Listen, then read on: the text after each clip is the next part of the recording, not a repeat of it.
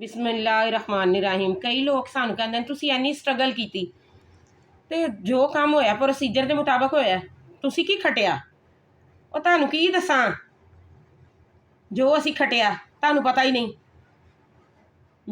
ਜਿੱਤਣ ਹਰ ਕੋਈ ਖੇਡੇ, ਤੂੰ ਇੱਕ ਵਾਰੀ ਹਾਰ ਫਕੀਰਾ।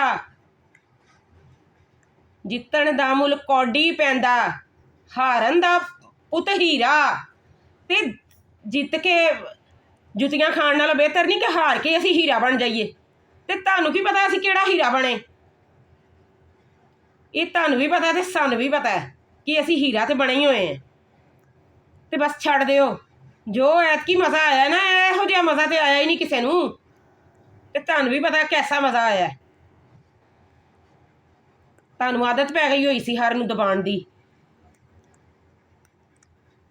ਤੇ ਇਹ ਸਾਨੂੰ ਪਤਾ ਕਿ ਅਸੀਂ ਕੀ ਕੀਤਾ। ਆਪਣੇ ਦਿਲ ਨੂੰ ਪੁੱਛੋ।